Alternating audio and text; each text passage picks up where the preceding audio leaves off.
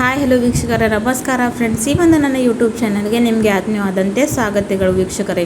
ಈ ಒಂದು ಕಾಲದಲ್ಲಿ ಬಿಳಿ ಕೂದಲ ಸಮಸ್ಯೆ ಯಾರಿಗೆ ಕಾಡ್ತಾ ಇಲ್ಲ ಹೇಳಿ ವೀಕ್ಷಕರೇ. ಚಿಕ್ಕ ಮಕ್ಕಳಿರಲಿ, ವಯಸ್ಸಾದವರಿರಲಿ, ಪ್ರತಿಯೊಂದು ಜನರಲ್ಲಿ ಇವಾಗ ಇದು ಒಂದು ಕಾಮನ್ ಸಮಸ್ಯೆ ಆಗಿಬಿಟ್ಟಿದೆ. ಚಿಕ್ಕ ಮಕ್ಕಳಿಂದ ಟೀನೇಜರ್ಸು ಹಾಗೂ ವಯಸ್ಸಾದವ್ರಿಗೆ ಈ ಒಂದು ಪ್ರಾಬ್ಲಮ್ನ ಕಡಿಮೆ ಮಾಡ್ಕೊಳ್ಳೋದಕ್ಕೆ ತುಂಬಾ ಒದ್ದಾಡ್ತಾ ಇದ್ದೀವಿ. ಹಾಗೂ ನಾವು ಕೆಮಿಕಲ್ ಬೇಸ್ಡ್ ಡೈಗಳನ್ನು ಬಳಸ್ತಾ ಇದ್ದೀವಿ. ಇದರಿಂದ ನಮ್ಮ ಕೂದಲು ಆರೈಕೆಗೆ ತುಂಬಾ ಹಾನಿ ಆಗುತ್ತಾ ಇದೆ ವೀಕ್ಷಕರೇ. ಆ ರೀತಿಯಾಗಿ ಮಾಡ್ಕೊಳ್ಳೋ ಬದಲಾಗಿ ನಾವು ಮನೆಯಲ್ಲೇ ನ್ಯಾಚುರಲ್ ಇಂಗ್ರೀಡಿಯೆಂಟ್ನ ಯೂಸ್ ಮಾಡಿಕೊಂಡು ನಮ್ಮ ಕೂದಲು ಆರೈಕೆನ ಕಪ್ಪು ಮಾಡ್ಕೊಳ್ಳೋದು ಅಂದರೆ ನೀವು ನಂಬಲೇಬೇಕು. ಯಾಕಂದರೆ ಇದು ಒಂದು ನ್ಯಾಚುರಲ್ ವೇ ಇದೆ ನಮ್ಮ ಕೂದಲನ್ನ ಕಪ್ಪು ಮಾಡ್ಕೊಳ್ಳೋದಕ್ಕೆ. ಯಾವ ರೀತಿಯಾಗಿ ಪ್ರಿಪೇರ್ ಮಾಡ್ಕೊಳ್ಳೋದಂತ ಬನ್ನಿ ವೀಕ್ಷಕರೇ, ಇವತ್ತಿನ ವಿಡಿಯೋನಲ್ಲಿ ನಿಮ್ಮನ್ನು ತಿಳಿಸ್ಕೊಡ್ತೀನಿ. ವಿಡಿಯೋನ ಸ್ವಲ್ಪ ಕೂಡ ಸ್ಕಿಪ್ ಮಾಡಿದೆ, ಕೊನೆವರೆಗೂ ನೋಡಿ. ಹಾಗೂ ವಿಡಿಯೋ ಇಷ್ಟ ಆದರೆ ಚಾನಲ್ ಲೈಕ್ ಸಬ್ಸ್ಕ್ರೈಬ್ ಮಾಡೋಕ್ಕೆ ಮರಿಬೇಡಿ ಅಂತ ಕೇಳ್ಕೊತೀನಿ. ಇಲ್ಲಿ ನೋಡಿ, ಒಂದು ಕಬ್ಬಿಣದ ಹಂಚವನ್ನು ತೊಗೊಂಡಿದ್ದೀನಿ. ಯಾವುದೇ ಒಂದು ಕಬ್ಬಿಣ ವಸ್ತುನ ಇಲ್ಲಿ ಯೂಸ್ ಮಾಡ್ಕೋಬೋದು. ಅದರ ಒಳಗಡೆ ವೀಕ್ಷಕರೇ ಇವಾಗ ನಾನು 1-2 ಟೇಬಲ್ ಸ್ಪೂನ್ ಅಷ್ಟು ಟೀ ಪುಡಿನ ಹಾಕ್ಕೊಂಡಿದ್ದೀನಿ. ಟೀ ಪುಡಿ ನಿಮ್ಮೆಲ್ಲರಿಗೆ ಗೊತ್ತಿದೆ ನಮ್ಮ ಕೂದಲು ಆರೈಕೆ ಸಲುವಾಗಿ ಎಷ್ಟು ಒಳ್ಳೆಯದು ವೀಕ್ಷಕರೇ. ಟೀ ಪುಡಿ ಬರೀ ನಮ್ಮ ಕೂದಲನ್ನ ಕಪ್ಪು ಮಾಡೋದಕ್ಕೆ ಬಿಟ್ಟು ನಮ್ಮ ಒಂದು ಹೇರ್ ಫಾಲ್ನ ಕೂಡ ಕಡಿಮೆ ಮಾಡುತ್ತೆ. ಇದರಲ್ಲಿ ಅಷ್ಟೊಂದು ಶಕ್ತಿ ಇರುತ್ತೆ.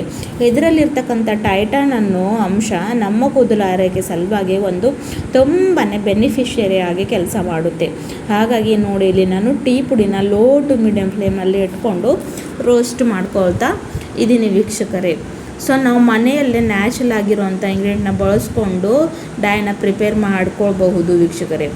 ಆಮೇಲೆ ಇಲ್ಲಿ ನಾನು 1 ಟೇಬಲ್ ಸ್ಪೂನ್ ಅಷ್ಟು ಆಮ್ಲ ಪುಡಿ ಅಂದರೆ ನೆಲ್ಲಿಕಾಯಿ ಪುಡಿನ ಹಾಕ್ಕೊಂಡಿದ್ದೀನಿ. ನಿಮ್ಮೆಲ್ಲರಿಗೆ ಗೊತ್ತಿದೆ, ನೆಲ್ಲಿಕಾಯಿನಲ್ಲಿ ಅತಿ ಜಾಸ್ತಿ ಪ್ರಮಾಣದಲ್ಲಿ ವೈಟಮಿನ್ ಸಿ ಪದಾರ್ಥ ಇರುತ್ತೆ.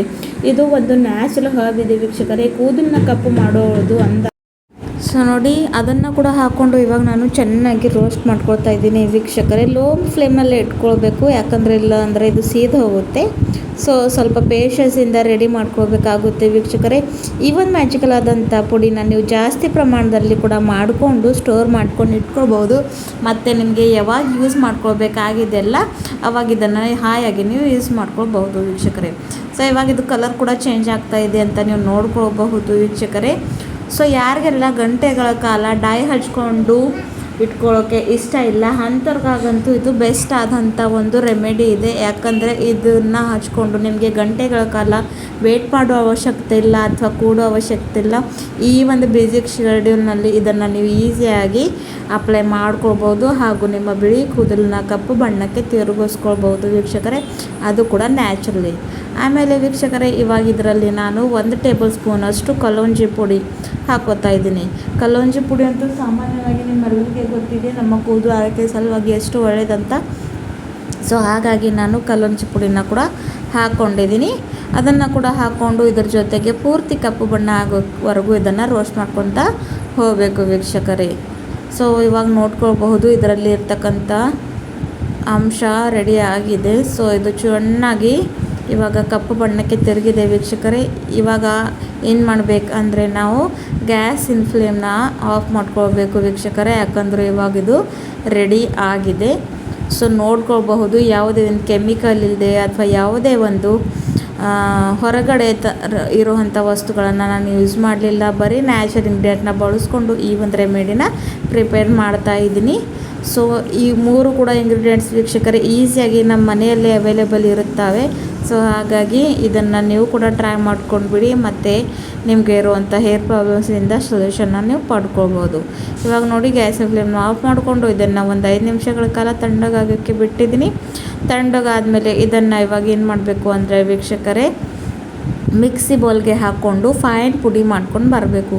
ಯಾವ ಒಂದು ರೀತಿಯಲ್ಲಿ ಡೈ ಪ್ರಿಪರೇಷನ್ ಮಾಡ್ಕೊಳ್ತೀವಲ್ವ ಆ ರೀತಿ ಪೌಡ್ರ್ ಮಾಡ್ಕೊಂಡು ಬರಬೇಕು ವೀಕ್ಷಕರೇ. ಪೌಡರ್ ಮಾಡ್ಕೊಂಡು ಬಂದ ಮೇಲೆ ಯಾವ ರೀತಿಯಾಗಿ ಚೆನ್ನಾಗಿ ಕಪ್ಪಿರುವಂಥ ಪೌಡರ್ ಇಲ್ಲಿ ರೆಡಿಯಾಗಿದೆ ಅಂತ ನೀವು ನೋಡ್ಕೊಳ್ಬೋದು.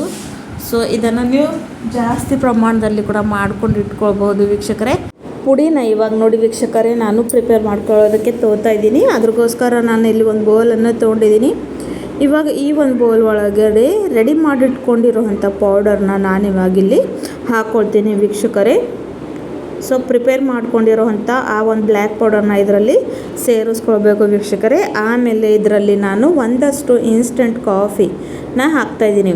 ಕಾಫಿ ಹಾಕೋ ಉದ್ದೇಶ ಏನಂದರೆ ವೀಕ್ಷಕರೇ, ಇದರಿಂದ ನಮ್ಮ ಕೂದಲಿನಲ್ಲಿರ್ತಕ್ಕಂಥ ಡ್ರೈನೆಸ್ ಫ್ರೀಸಿನೆಸ್ ಕಡಿಮೆ ಆಗುತ್ತೆ, ಜೊತೆಗೆ ಕೂದಲು ಚೆನ್ನಾಗಿ ಸಾಫ್ಟ್ ಸಿಲ್ಕಿ ಶೈನಿಯಾಗಿ ಬೆಳೆಯೋಕ್ಕೆ ಹೆಲ್ಪ್ ಮಾಡುತ್ತೆ. ಹಾಗಾಗಿ ಇಲ್ಲಿ ನಾನು ಕಾಫಿನ ಕೂಡ ಹಾಕ್ಕೋತಾ ಇದ್ದೀನಿ. ಕಾಫಿಯನ್ನು ಹಾಕ್ಕೊಂಡು ಚೆನ್ನಾಗಿ ಮಿಕ್ಸ್ ಮಾಡ್ಕೊಳ್ಬೇಕು. ಆಮೇಲೆ ವೀಕ್ಷಕರೇ, ಇಲ್ಲಿ ನಾನು ಯಾವೊಂದು ಶಾಂಪೂನ ನೀವು ರೆಗ್ಯುಲರ್ ಆಗಿ ನಿಮ್ಮ ತಲೆ ಸ್ನಾನಕ್ಕೆ ಬಳಸ್ಕೊತೀರಲ್ವ, ಅದನ್ನು ಇಲ್ಲಿ ನೀವು ಹಾಕ್ಕೊಳ್ಬೇಕಾಗುತ್ತೆ ವೀಕ್ಷಕರೇ. ಸೊ ಇಲ್ಲಿ ನಾನು ಒಂದಷ್ಟು ಶಾಂಪೂ ಶೇಷನ ಹಾಕ್ಕೋತಾ ಇದ್ದೀನಿ.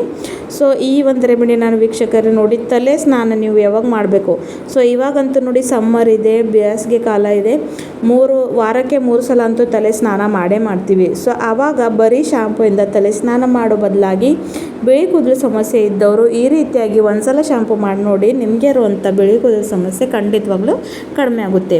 ಶಾಂಪೂನ ಹಾಕ್ಕೊಂಡು ಚೆನ್ನಾಗಿ ಮಿಕ್ಸ್ ಮಾಡ್ಕೊಳ್ಬೇಕು ವೀಕ್ಷಕರೇ. ಆಮೇಲೆ ಇದರಲ್ಲಿ ಸ್ವಲ್ಪ ಪ್ರಮಾಣದಲ್ಲಿ ಕುಡಿಯೋ ನೀರು ಅಂದರೆ ಫಿಲ್ಟರ್ ವಾಟರ್ನ ಹಾಕ್ಕೊಂಡು ಮಿಕ್ಸ್ ಮಾಡಿಕೊಂಡು ತಲೆ ಸ್ನಾನಕ್ಕೂ ಒಂದು 20 ನಿಮಿಷ ಮೊದಲು ಅಂದರೆ ಚೆನ್ನಾಗಿ ಇದನ್ನು ಎಲ್ಲ ಕಡೆಯೂ ಅಪ್ಲೈ ಮಾಡಿಕೊಂಡು ಒಂದು 20 ನಿಮಿಷ ವೇಟ್ ಮಾಡ್ಕೊಳ್ಬೇಕು ವೀಕ್ಷಕರೇ.